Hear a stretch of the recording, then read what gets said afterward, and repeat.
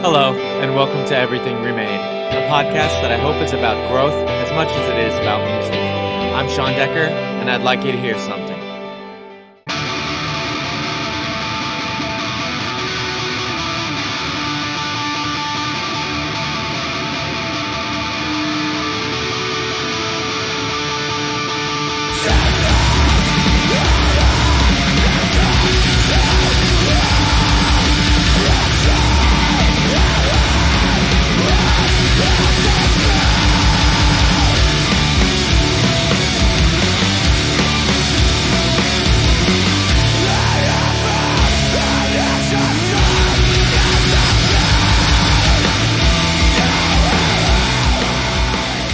You're hearing Thruway from the album Mission Priorities Online by Hundreds of AU, featuring my friend Tom Schlatter on guitar and vocals. Now my conversation with Tom. Yeah, I grew up just outside of what I guess now is referred to as the Jersey Shore. Lived about 10 minutes from the beach growing up. I lived in a house with two brothers, a sister, and a mother and father. My father was probably I would describe him as not a very patient person. And I think that perhaps the philosophy of boomers at that time was to hit your kids when they're not behaving. And so as a result of that philosophy, my whole family, experienced, physical violence in our household, which I think was probably interpreted by people of my parents' age as disciplining. I think some of us dealt with it better than others, per se, and some of us had more lasting effects about it. But I think that sort of molded a little bit of my independence and my motivation to sort of get out of the house as quickly as I could at a young age and sort of start my life. Growing up down at the beach was very interesting because we had this sort of tourist economy that took place between, I'd probably say June and September, where all of a sudden our town was just flooded with people from all around the world. And then from October till May, it was very quiet, and we sort of just had the place to ourselves. So it was kind of a strange thing for me. And then when I moved up to college, it was sort of the backwards effect. I lived in a college town where from September to June, the place was crazy. And then in the summertime, it would just be totally quiet and sort of had the place to yourself. So it was strange. Yeah. Yeah, you're talking about your how your father's actions were seen as disciplining, and I was just thinking, I bet that a lot of people our age, I'm sure that there's people that are younger that still relate to that, but I bet a lot of people our age relate to that specifically because that really seemed like it was pretty commonplace at the time, and I often wonder if maybe the reason I'm so compassionate is because of that. Not that anybody should have to go through that to come out in some other way. But what are your thoughts on that? Well, I guess I'd like to think of it regardless of the experience. You have to make a choice of whether, you're going to do the work and kind of get the help that you need to not let that experience sort of dictate your behaviors. And I think some people have a hard time sort of swallowing their pride and saying yes, I went through a trauma and yes, I should seek some professional help for this. And I think that those people don't really become self-aware and maybe repeat some of the same behaviors when they become parents. And I think that there's probably a better, larger swath of people who do sort of recognize it as a traumatic experience and do sort of like gravitate to some sort of professional help for it. I think that maybe that was one of the things that was appealing very early on about punk rock and about like skateboarding and all these things I was getting into, was it just kind of seemed like a place where people who weren't necessarily having like this picturesque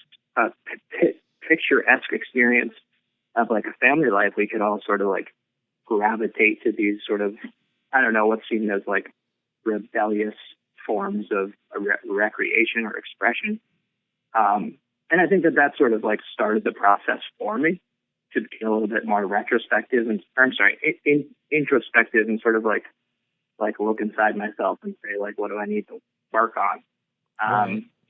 And even at like 40, you know, like I still go to a counselor probably like once every 3 weeks. The work's not something you can say that you're done with, but it's definitely like you can look back and see all the sort of progress that you've made. Yeah. We're talking about moving into like the going to shows and moving into the recreational side of sort of punk rock, like skating and but how did you first become involved with the music? Did you or just music in general? Like what kinds of music were playing at home, and how did you first start listening to punk music?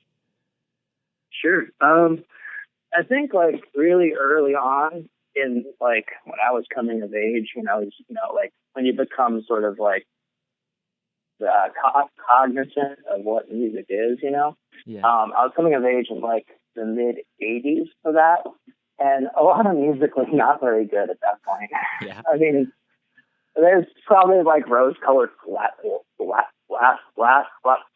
that we could all wear and sort of be like, oh, it was great. But like, you know, a lot of like rock bands from the 70s were like buying synthesizers and like writing like dance music, and it just wasn't, you know, there wasn't a lot of like stuff that I was really into.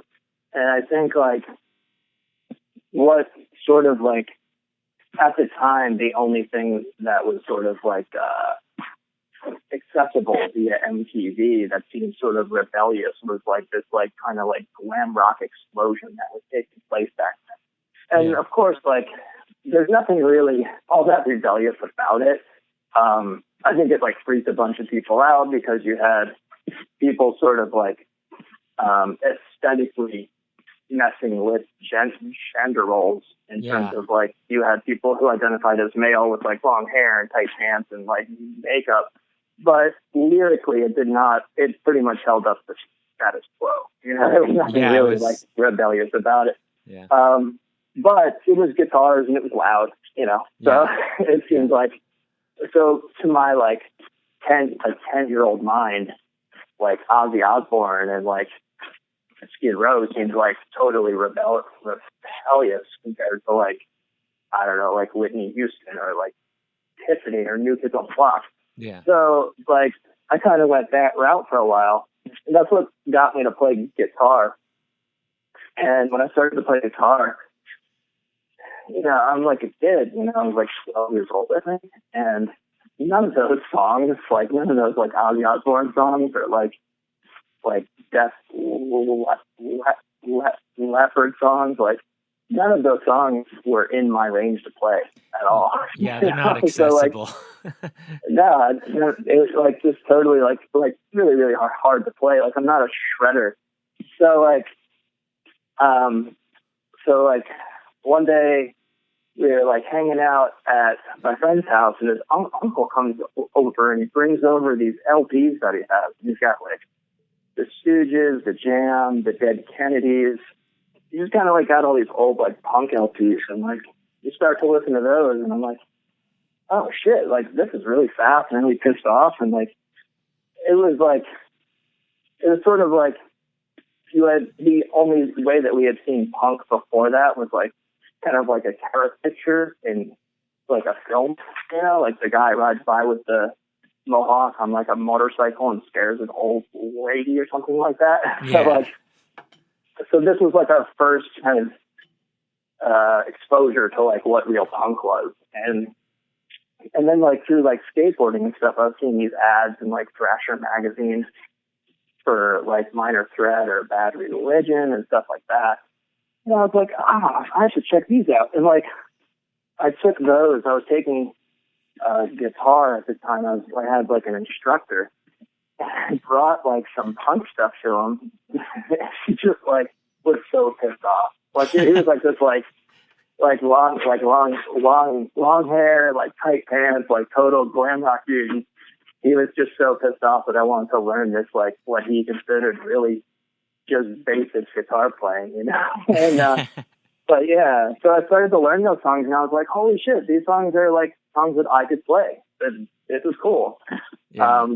And I think that like once you find music that like you can be a part of, I think that that's what kind of set it off for me. Was like there was no like I didn't have to go out and buy tight pants and put on like makeup and grow my hair long. It was just like all the people in like the photographs of these bands all just looked pretty similar to how I looked. They were just like dumb kids from the burbs, and Yeah. it was just very accessible. Yeah. And so I think that sort of like relationship is what sort of made me kind of leave glam rock behind, Maybe Yeah. not a second too soon either, because eventually you did get pretty good, and then you would be ripping some CC DeVille solos. But yeah. So was guitar the first instrument that you played, or did you play anything in like grade school or? No, guitar was the first instrument I played. I think I like begged my mom to buy me a guitar from back in the 80s. We had this thing called the Sears catalog. Oh, right. And it was like the department store Sears would send out this like huge catalog like every September or something like that. Mm-hmm. Like this big like paper catalog, and they had this section in the back with these like just really low grade guitars and stuff. Right. And so his guitar for like $50 or something.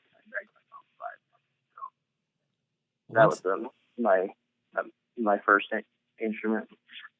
One time I saw like I saw some, I don't remember what it was, if it was like a Craigslist thing that was going around or whatever, but some of those older, like, I guess they used to make a tube amp or two that they'd sell in those, and like they're like really sought after. And I was like, yeah, I think like way before my time, it was like probably like the 60s or the 70s. Sears had like something to do with that company, Silvertone, I think. oh, is that And what it like was? yeah, and they would make those like tube amps or like those guitars where the amp was built into the case. Like Yeah. yeah, it was pretty cool. Yeah, that's wild. You started playing guitar at 12, and um Still is kind of the first band that I know of you being a part of. And that was maybe, how old were you then? By the time I joined I think I joined Instill like 3 weeks before my 17th birthday. Okay, but you had So that was like 16 at the point. did you end up playing in any short-lived bands between when you started, like when you were younger? Yeah, so when I was really young, I just like played with some friends, just trying to figure out how to play guitar and stuff. So we would take all like the Nirvana songs we liked or the Fugazi songs we liked and try to play those. Mm-hmm. And but you're a freshman in high school, and so they need a band for a party, and we play, and like nobody knows the songs, but okay. It just kind of taught us how to play music, I guess. Um, and when I got into punk, like into like these kind of like fast hardcore bands like Uniform Choice and Minor Threat and Youth of Today and stuff like that, I was probably like 15, like 14 or 15 at that time, and I just like totally loved that style, that like fast old school hardcore style. It just sounded so like rebellious, you know. Yeah. Um, and so I was like 14, 15. I started a band that sounded like that. That was called The Undermined. Okay. And we recorded some songs, and it was just like really fast, like hardcore punk stuff. And we played our last show, and the band that played after us was the only like vegan straight edge like metal crossover hardcore band in our town was playing after us. And when they found out that we were breaking up, they asked me if I would play second guitar for them. So then I jumped over to that band, and I played with them for a little while. They were called Heaven, and we recorded about 7-inch and probably like a demo or two in like a year. And this was like a weird time because it was the 90s when like there were these like militant vegan edge like labels that would just put out whatever band was vegan and edge. And so I barely like knew how to play guitar, or kind of play that style for that matter. And we were like going to record to like do it. It was just really strange. Like it just made no sense. We're absolutely like musically just a terrible band. But people were like really into sort of like putting out records based on ideology at that point. And so like I guess the choices were slim. So Yeah. so Kevin drove out to Pennsylvania to play a show. It was like this big show with like Introspect and Channel and 108 and Mouthpiece, Abnegation, Endeavor, and there was a few more bands that played through.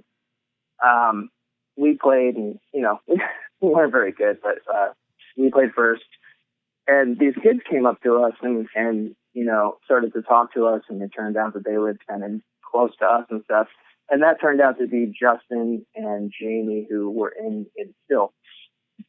And so they were like, "Hey, we're in this band in Still, and you should play some shows with us." I'm like, "Okay, great." So we started to play a lot of shows with them, and actually even more so just like hang out with them and go to the beach with them or like whatever.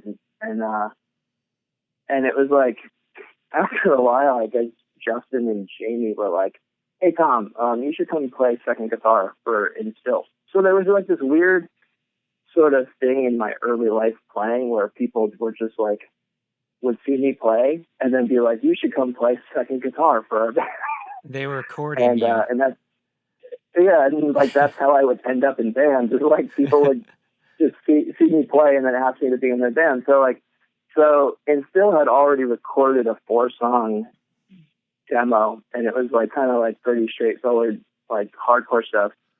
And they asked me, but they just had this like great like live sort of feel to them. Like they just, when it came time to play, like they just threw it down, and it was really inspiring to watch. So when they asked me to play guitar for them, I was like, "Are you sure you want me to fuck this up?" Like, so I joined that band, and yeah, that's probably pretty much like you've probably heard everything from that point. When I joined Instill, I was like, I think at that point, like we were all really into bands like Indian Summer and Falling Forward and Endpoint, and I was like, well, let's like write some songs like that.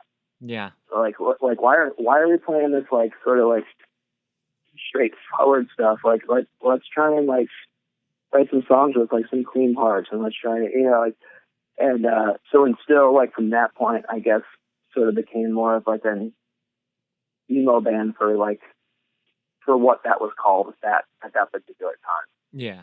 Yeah. But yeah.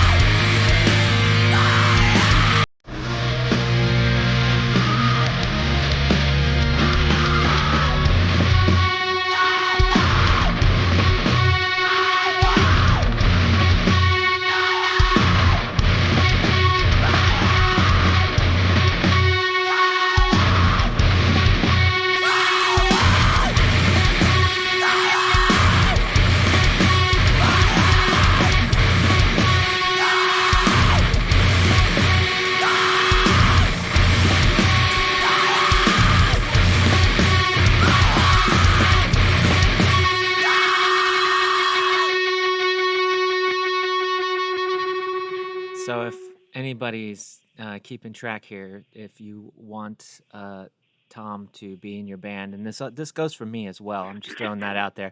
Take us to the park, to the beach, maybe. Maybe buy us a veggie burger, and see how things shake out.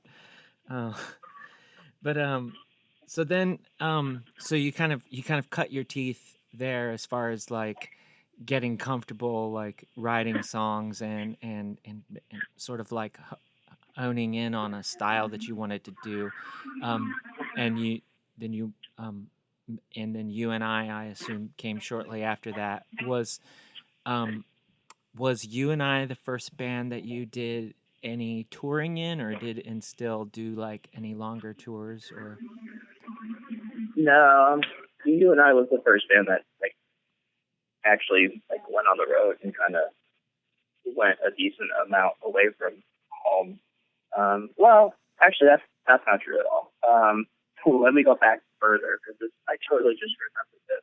okay. When I was playing, um, when I was playing guitar for that band, Evan, the guy who sang for that band back in the '90s, like there was no like email or websites or anything, and a lot of people would do like pen pals, and there was this, and for the young kids, the pen pals is basically like you met somebody at a show, you exchanged home addresses, and wrote with a pencil on a piece of paper and sent them essentially emails, but in writing form through the mail, and and it was very archaic, but that's what we did.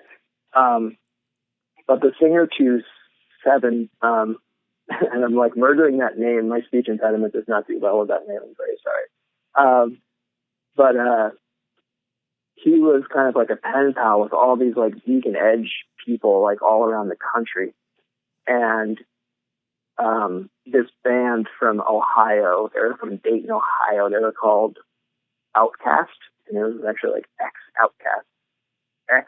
And they said they were doing a benefit show for a friend of theirs that was in the hospital, and they wanted us to come out and play. And we were like, okay. So we drove out to Dayton, Ohio to play one show and then drove back. I had to like lie to my parents and tell them I was recording or something like that. And it just, it was a really strange experience. Like it was like, we were not like a militant band or a hardline band or anything. I think like at that point I was examining like what vegan straight edge bands were sort of putting out there. Some of them were pro-life, some of them weren't. But like when we got out to Ohio, like those kids were fucking serious. Like those kids thought that like the hardline war was going to start tomorrow. Yeah, you know what I mean? Like they were like, there was like some like her true kids out there and stuff. And, it was fucking scary. Like I'm Yeah. like 15 years old, like this 15-year-old kid in a van with like a bunch of people who are like 5 to 6 years older than me, Yeah. and they just bring me like to the middle of Ohio, and like it's just like there were a bunch of fights. There was like this kid came in with a Pantera shirt with a weed leaf on it, and they tore his shirt off and lit it on fire. It was fucking crazy. Like I was just like, so we got done with that show, and like we just got in the van, and like we're like, yeah, we're gonna head home, and we just like drove to a hotel somewhere. Just It was did just it. like no fucking way. And then like that band, I guess through like the whole pen pal system as well. Like the singer to that band was also friends with that band Abnegation, and so Abnegation had asked us to go on tour with them. So that was a tour where we played like I think we played like Pittsburgh, 2 shows in Milwaukee, and then like I think that was it. Like it was like one of those tours where we were supposed to have like 5 days and 3 of them worked out. Right. So I traveled like to the Midwest with that band at like 15. Wow. But played one of those tours where it's like, 3 shows came through, got paid like $40 each show, whatever, and like it wasn't very lucrative in terms of like we were paying out of pocket for gas and stuff. Yeah, of It course. kind of I'm glad that I did that though, because then I knew what to expect from like DIY touring. Like had I gone on a tour the first time and it was like absolutely great, I would have been like, oh, this is what tour's like. But I'm glad that my first tour was really bad, because then it kind of sets the bar low, Yeah. So we did that. Then when I got into it still, we didn't really do any touring at all. So you and I would be like the next band where I actually did some touring. Right. Do you remember, was that Dayton show, was that at a sub shop? No, it was at like Okay. it was definitely at like a club, Oh, okay. and they had shut the bar down for the show and stuff. Yeah, Well, I think the sub shop I like mean, was a bar as well, but like I don't know. The okay, reason why I asked is because a lot of shows around that time went down at this sub shop, and including like a lot of the like bigger straight edge hardcore shows, and one of them, like the reason that the sub shop ultimately stopped doing shows was because of a big straight edge show. I can't remember what the deal was, but somebody got thrown through the front window for like they got if I'm remembering the story right, they got thrown through the window from outside because they were smoking a cigarette outside, and they I essentially mean, threw them into the building through the it's like if glass. you were talking about, I mean, if you were talking about any other place at any other time, I'd be like, oh wow, That is that's wild, but that's you're just intense. yeah. But having been there at that particular time, it's like, yeah, that sounds about par for the course. Yeah, yeah, it's oh gosh, it's um, so yeah, ridiculous. Um, and it's like really really strange, and I think that this was sort of like I was 15 at the time, and like veganism and straight edge were such a huge part of like my identity. Um, because when you're that age, you're just trying to like find something to identify with. And like I saw these kids who were like kind of claiming the same thing as me, but kind of like kids that I was just like, yo, I don't want any part of this. And the fact that like I think it's important to make distinctions within like what you identify with and say like, okay, well, there's these edge kids who are like a little bit unstable and sort of taking this to a point where it's unhealthy. And I don't identify with them, but that doesn't mean that like I should just like break edge and start, to just like go 180 degrees to the other end, because it's like recognizing like because people identify the same way as you, they don't represent you or who you are or what you want to do. And so that was sort of like a moment for me when I realized that. You know what I mean? That, like the majority of people that I was going to meet who like sort of identified the same way as me, I probably wasn't going to be on the same page with them. Yeah. So that was sort of like, you know. Yeah, it was. But then, but like you know, like now, I think like that whole mindset has sort of, and it's really strange because with like the political climate being what it is, and like all these sort of like fringe, radical right wing groups sort of coming back, I was like waiting for like some like sort of like hardline Courage Crew revival to sort of pop up somewhere, but it hasn't. So you know.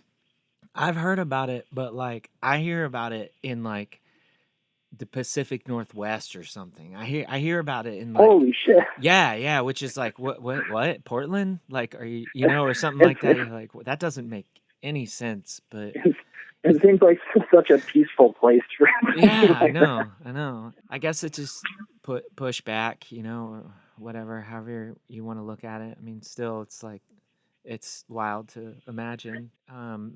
We didn't meet until the assistant, but we played like a show together. It feels like about once a year for several years. But you were in like not a different band every time, but like I think we played a couple times maybe with the assistant, and a couple times maybe with um, this ship will sink. But we didn't get to know each other really like at all until like way later when Black Kites came through, and that's when we actually started like chatting more, and then more once capacities um, became a thing. But you were really good friends with Tommy, and I remember the one year, and I reckon that Tommy just asked asked you about this, but one year Tommy gave me a videotape of the first last you and I show, and was like, Tom Tom says happy birthday, and gave me this tape, and I just wanted to go on record of how much that meant to me at that time. Um, that I was able to watch this last show after burning through like 3 copies of the Curtain Falls uh, on CD. Like, how do I keep ruining these CDs? And I would get new copies of the Curtain Falls because Josh Kuntz was doing a distro, and I'd be like, Josh, I need another copy of Curtain Falls. I don't know, it keeps happening. I'm just burning right through them. But anyway, that's that's just I just wanted to you know say thanks for that, and thanks for playing shows in Indiana, even though we both know that's not always been the the thing to do.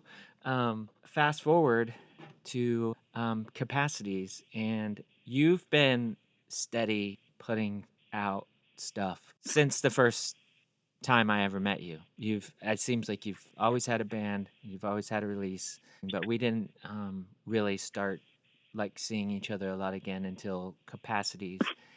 I feel like capacities not only like you know made us become like better friends or whatever, but it introduced me to basically everyone that I know now from like that first capacities tour. Um, was that a similar experience for you when you got in capacities and it was like with the exception of Rob, it was people that that were younger, and were you just once you started going out and playing shows in capacities, was that your sort of introduction to the people that we know now, the like the younger crew that we know now? It's interesting because when we started that band, um, there wasn't like I think now is a really good time for like that particular genre of music. There's like a lot of good bands happening right now, with a lot of really like good people in them. Yeah. But at that time, when we had started that band, I think it was like 2012 maybe that we started Capacities. Um, there wasn't a lot of bands that were playing that genre at that time. Yeah, it was. Like it wasn't a very, it wasn't like a popular thing. Yeah, it's finger tapping I think still. at that point, yeah, there was definitely like that like like Midwest revival thing happening, and that was sort of getting mainstream. And then there was also like the Touche Amore pianos become the teeth sort of thing that was like mainstream as well. But in terms of like the older bands that I had remembered, like a lot of them had broken up, and that particular genre of music, at least in New Jersey, just was kind of not happening. So like we started playing, and people would just put us on shows with like whoever they could, like it was like there was no like there was no scene for that kind of music. And so the thing that like really sort of like opened things up though was that I'm friends with this guy. His name's Chris Woodford. He lives in Toronto now, and he's from Toronto. He used to play guitar in a band called I Spoke, and um, after I Spoke, he played guitar in a band called Titan, and so Chris and I keep in touch, and he got in touch with me and said, "Hey, I Spoke is going to do a reunion at this festival in Toronto, and like one of your bands should come up and play. Like I'll put you in touch with the person that's going to come and do the show." And I was like, "Okay, great." And he's like, and I'm like, do you think that's all like will let us play? I mean, it's a fest in Toronto. Like we're like this band from New Jersey. And and Chris is like, "Oh yeah, I'm sure that you'll be able to play." And I'm like, "All right." So I emailed this person, and it turned out to be them from Fox Mulder, Oh, right. and they were doing Mountain Far Fest, it was called. Right.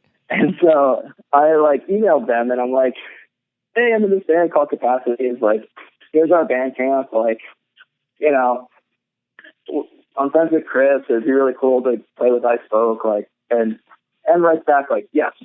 And I'm like, "Okay, cool." And like, I get like the lineup for the fest, and I start to check out some of the bands playing, and like there's like Brain Fever and like Animal Faces, and I was like, "Wait a second, like these bands are really good. Is there a Yeah. scene for this stuff now? Like this is weird." Like, so we get up there and like we play, and that was like just an absolutely wonderful experience. So like I met like probably like the bulk of like the people, like you said, that we're friends with now from up there, like like Em and Rohan and Vanessa. Like I met pretty much like all those people that weekend, and it was awesome. And it was weird to play a show where people like knew who Capacities was and was like stoked that we were there. Yeah. Because Yeah. it was like almost like to me taking a time capsule back to like 1998 when all of a sudden this music is like acceptable again or Yeah. something. So that was sort of like the start of it. And then of course like, you got in touch and they were like, "Oh, Sean has this band called Homer Italia," and they're like pretty cool too. "Oh wait, Sean is doing this like label and he's putting out all these bands that like I don't know about. This is awesome." Like kind of saw that like, oh wow, there's kind of a burgeoning scene for this now. Yeah. And yeah, so I would say like Capacities was sort of like the band that kind of like opened that back up for me. I think when I was playing in Black Heist, we would play shows with like We Were Skeletons, Pianos That Come to Keith, not Lord Snow, but Nico was in a band before Lord Snow called The New Yorker. Mm-hmm. And like we would play with those bands because like I liked that kind of music a lot. But Black Heist, like people didn't, I don't know if it was like totally that style, but people were still kind of into it. So we would sort of play with those bands, but I didn't know that there was like this huge scene of like young bands that were playing this sort of style again. So it was really Yeah. great. And how wild is it like that? I mean, it's like you can almost trace um like you're saying you play with like in Black Kites with the band like the New York or like um We Were Skeletons and it's like back in the 90s, a show would happen, and I mean, you've posted the flyers on social media where it's like, not, I can't, I can't quote, but it's like it would be like You and I and The Promise Ring and um and Christie Front Drive or whatever, like not necessarily those bands. I'm just reaching here, but and people wouldn't bat an eye because that's just how it was. That's the only bands that were gonna play these shows or whatever. So um, it's weird that I feel like maybe what you're trying to say is that at some point, certain audiences started making these distinctions,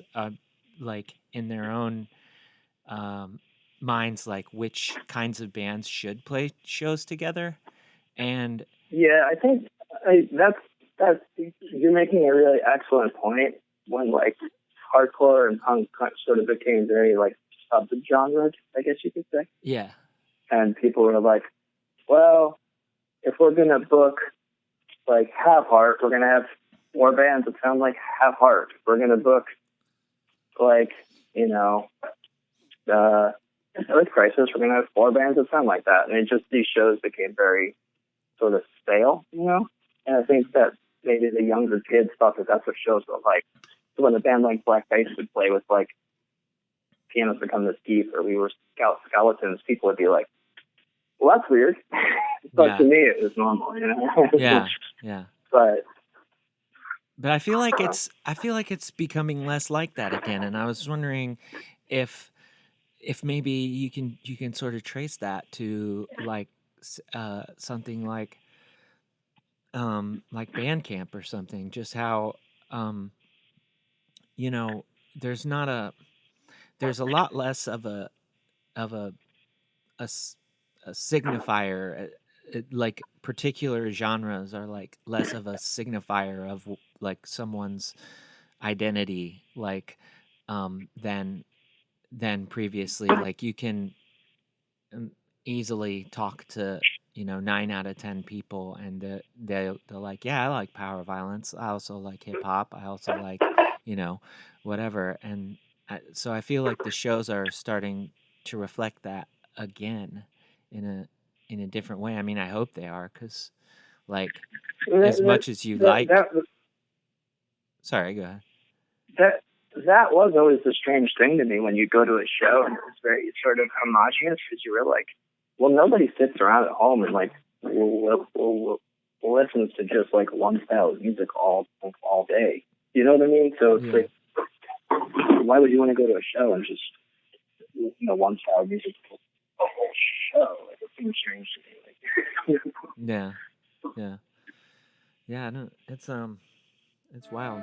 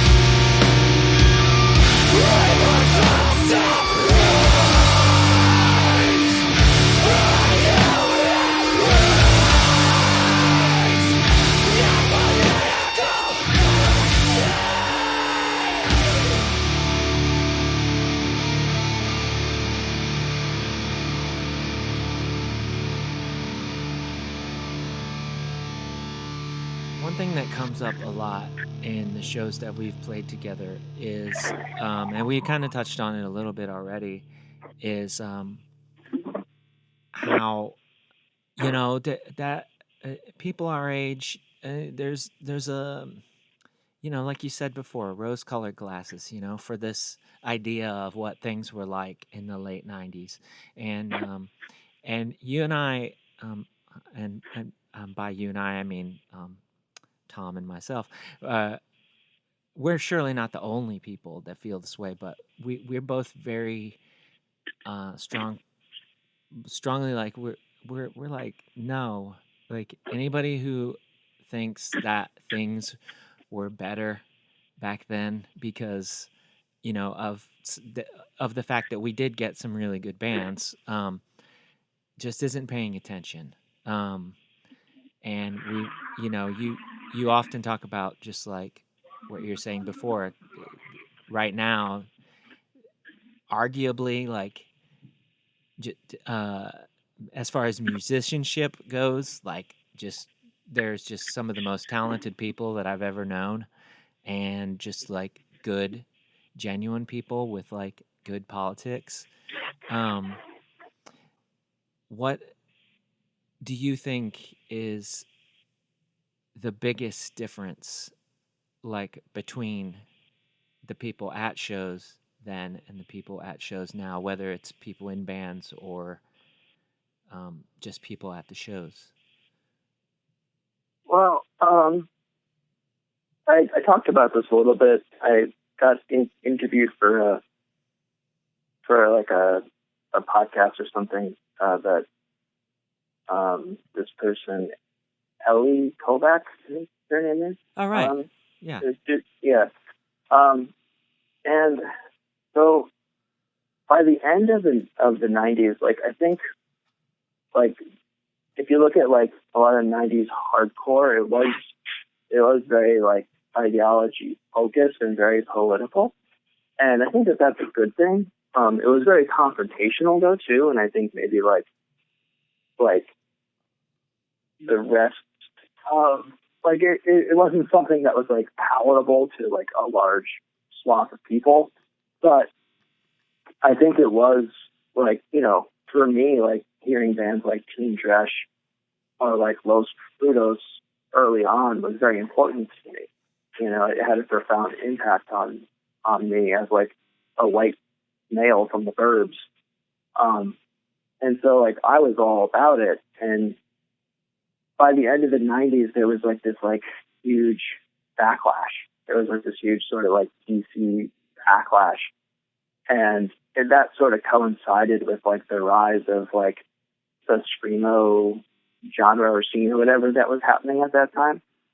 Um, and at that particular point in 1999, I was playing guitar for the Assistant, and we were like uh, a political hardcore band with a female singer, and we were, we were not very like welcome among this sort of scene that was very much into like uh, style over substance and very much into just being like offensive for the sake of being offensive.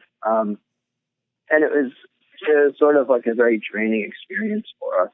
So like we found that we had more luck like playing these sort of like hardcore shows and playing like screamo shows sometimes, because it was just we just didn't like identify with this like sort of backlash, this like political backlash that was taking place.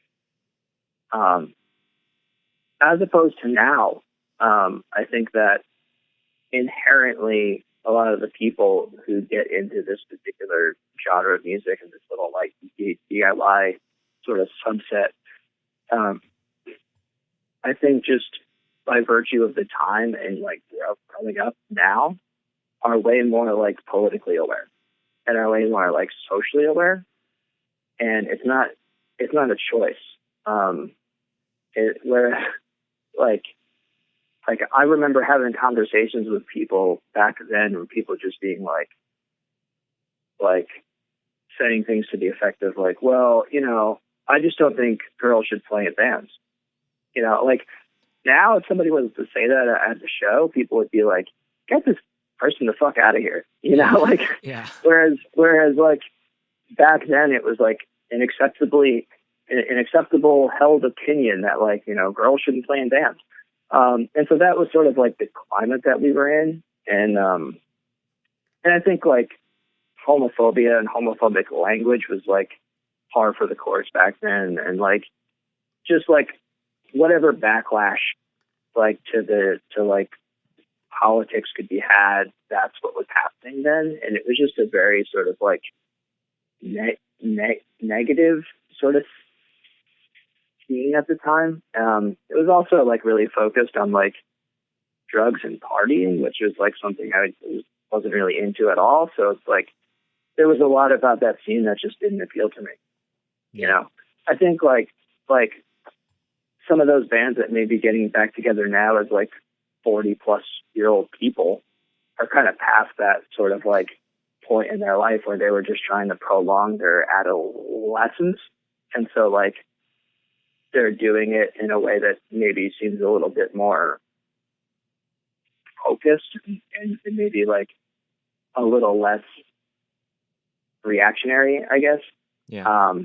But that doesn't really change the fact that like back then it was not really a great time. Yeah. It just wasn't. Yeah. But in terms of like what I love more about now is just like, I don't know, man. It's just, I'm sorry. I mean, I don't know. It's just like, I just think that the variety of bands right now and like the demographics of people who are getting to contribute now, the musicianship, like everything is just much more on point, and basically like more sort of like interested in like the substance of things rather than putting on a bunch of black clothes and dyeing your hair black and being like sassy for no reason at all. You know what I mean? Yeah. Yeah. Yeah. I definitely understand. So you talked a little bit about straight edge, obviously, but but uh, also I wanted to ask, yeah, am I right in thinking that you have always been straight edge? Like you've never, is that true? Am I just thinking? I had a quarter of a beer when I was like 13, Oh, okay. and I was like, "This is really gross. Why do people like to drink this?" Okay. Yeah, not I that mean, there was no like there was no like lasting effect to it. Like it was like I wasn't like affected by it in terms of like focus or anything. Yeah. I think I like tasted it to just be like, what's all the hype about this? Tasted it, was like, this is disgusting. Why do people like it? Yeah. I wasn't like and I think asking that as some kind of signifier or anything. no. Just curiosity. Yeah, so I think I started to like claim edge probably about 15. Right. And when did you discover veganism or vegetarianism? When I did got I went vegetarian when I was 16. I was vegetarian for 3 months and then went vegan. So it was like in that same year there. Wow. So it was a rough time back then. That's what I just how awful was it to go on tour as a vegan, like as a person who was vegan in in like 1998? Like it was terrible. Like what? It was a lot of like French fries and like eating those like veggie delight sandwiches from Subway, which weren't very delightful. Yeah. And like Taco Bell, pretty much. Like that's pretty much it. Yeah. Like when we find like a vegetarian restaurant or something like that, we would really just flip out. Like we were so excited. Yeah. Yeah. uh, like the first time I went to Milwaukee, I think it's still there. There's like this natural food store slash cafe called Beans and Barley, Hmm. and like I was like totally it just it blew my mind. Like we were just so stoked, and I think you know weren't getting anything. It was like a that veggie burger with chips. And we were like, oh my god, veggie burger with chips! Oh my god, it was like it blew our mind, and I'm like, Yeah, for sure. yeah, it was tough. It was tough. It would. And now you can get a Beyond Burger at a TGI Fridays or just like supposedly or you can get Impossible sliders or whatever. Like now it's wild. Um like I what mean, there's a lot of things about the current like state of the world right now that are very bad. of course. But the one thing that I think is like super positive is sort of like the proliferation of veganism into the mainstream. Yeah, um I mean who wouldn't like options, you know? Who wouldn't like options? Um Yeah. so the newest project, Hundreds of AU. Um, the new album just came out, and there will be a vinyl that will be uh, that album and the previous album. Um, you've talked before about the recording process, how when you've had to drive a long way to practice and to record and how that takes its toll. I mean, it definitely does. Sometimes in Plague Walker, I drive round trip like 8 hours to play for like 10 minutes, and it's like at the end of the day, I mean, of course, I'll do that every time I can. Um, but what I wanted to ask about is some of some of the things that you have talked before about um, the songs themselves, about how you stepped outside of your comfort zone. I like writing songs in a major key and things like that. Um, was that you, somebody just started playing this part on the song and you're like that sounds cool, or was it like let's specifically do this thing that's outside of our comfort zone? So the first song, like basically,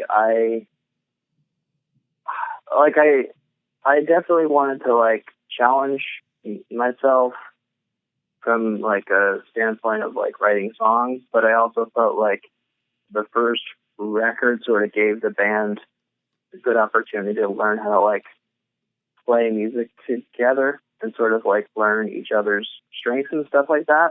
Mm-hmm. And now that we sort of had that established, it was sort of like, well, let's try and do some things that we haven't done before. And I think, I was always a big fan of bands that can take sort of like major key melodic stuff and not have it sound terribly like poppy. Still have this sort of like mark of introspection and like sort of like sadness on top of it in some way. And so when I think about that, I think of like the NB, all the footsteps LP, Mm-hmm. maybe some like what you were saying, like the and such as progress era of grade. Mm-hmm. And then as like a new band, I'd probably point to like Lost Pendant. They use a lot of like major chords. Oh, right. And I was like, there's definitely a way to do this. I just need to figure it out.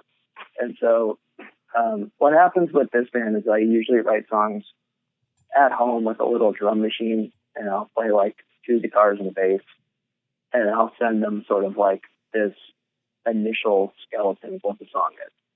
And so the first one I did was there's a song on the new record called The Leaf, and it's very sort of 6/8 waltz and major chords, and I sent it to them, and everybody sort of like immediately got it and sort of understood that like what it was and what was trying to be done there. So when we got together like a week later in the same room and played it, it sort of started to like take on and almost immediately. So there was no like struggle, I guess, to like try and do this thing I had in my head and have it not come out right the first 10 times. It was just sort of like everybody in the band sort of got it really fast. And once we did that one, it was like, well, let's try one more then, because I just didn't want to have like this one major key song amongst the rest of these songs. So then when we wrote Thruway, it was sort of like a little bit easier because it was we had kind of already challenged ourselves and been able to pull it off. So we did it again. And then like it's really strange because now that like the record has come out, those are the songs that people tell me that they like the most. Yeah. Well, certainly the end of The Least is very it's very like anthemic feeling, and the production on it's like super memorable. And I was wondering how did y'all work that out? Who what are the tones that you hear at the end? Is that keyboard, or is that like Oh, at the end of Thruway when it kind of fades out, you mean? yeah, I'm sorry. I think Yeah, I just put yeah. the titles in reverse there. So to be a gear nerd for a second, there's a company called Electro Harmonix, and they make a pedal called the Mel 9, Mhm. and it's supposed to make your guitar sound like this electronic keyboard called a mellotron. And so basically the end, we had always just been playing it at practice where we just play the end part like 8 times and then bring it to an end. Mhm. And I had this like idea that I never like. I said like, well, why don't we have that song like fade out? And everyone was like, yeah, because I had never done a song with like a fade out before, and I thought it might be kind of fun. Mhm. But then I like showed up to the recording with this mellotron pedal, and I was like, I have this idea that everything will fade out, and then we'll just have this thing. And we tried it, and it worked, and everybody was cool with it.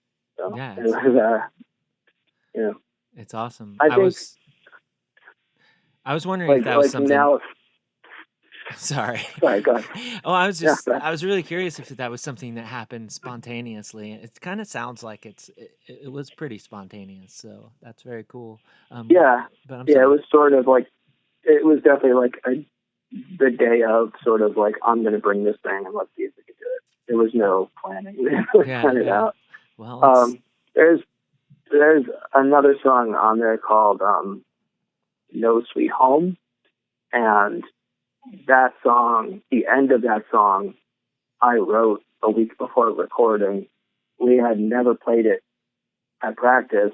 I got to the recording. I showed the whole band how to play it, and we recorded it after like learning how to play it. Like we like ran through it like twice, and then we recorded it. And then that night, I was hanging out with my friend Rebecca, who happened to be in town from San Francisco, and she was like, "Oh, you're recording? I should come and do some background vocals." And I was like, "Yeah."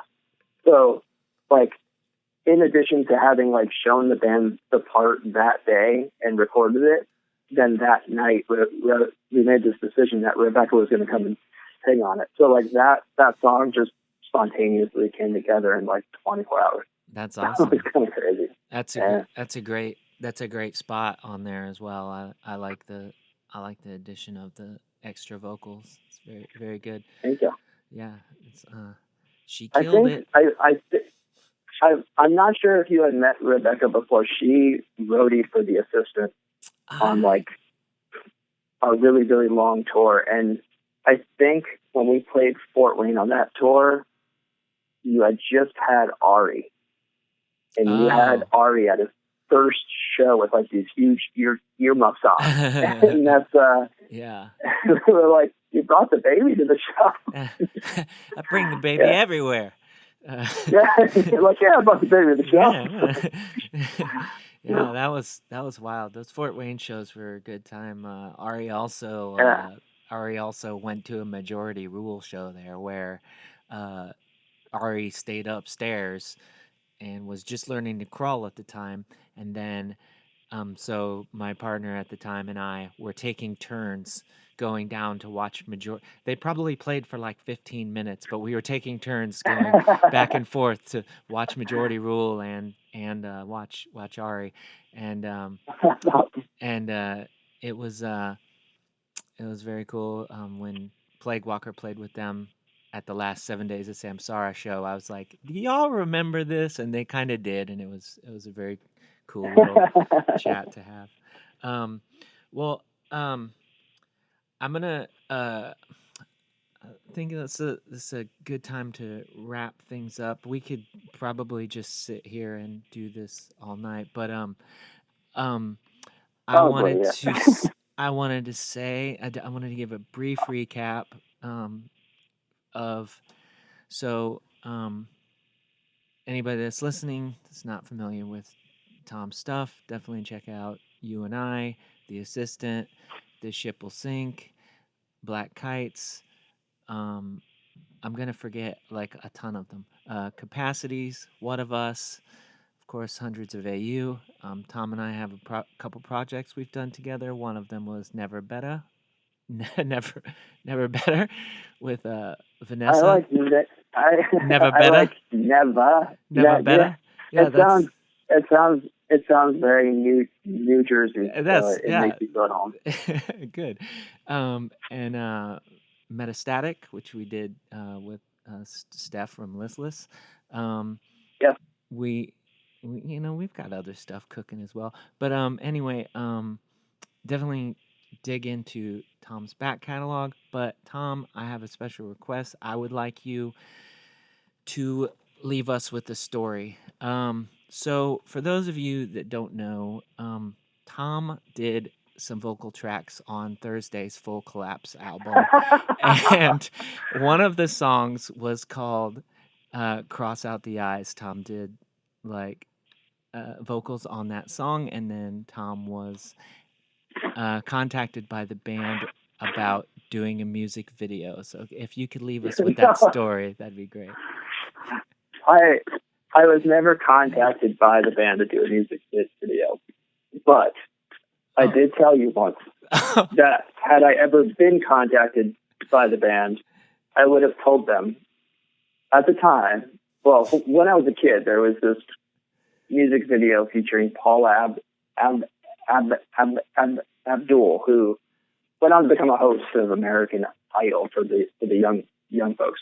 So Paula Abdul had this song, and there was like a rap part that this guy did in the song. And rather than have the guy in the video, they did this cartoon cat. And it's Paula Abdul in this cartoon cat. And so I told you that if they ever called me and asked me to do the video, I would have told them to get the cartoon cat. And I think it would have looked really cool to have the cartoon cat doing my parts. And one of these days, I got to find somebody who's like really good at like computer animation, and maybe we can get that worked out. I don't know. Tom, that's why we're putting this out there now. I know some of y'all out there can make this happen. This is a 20-year-old dream at this point. It is. It really is. It totally is.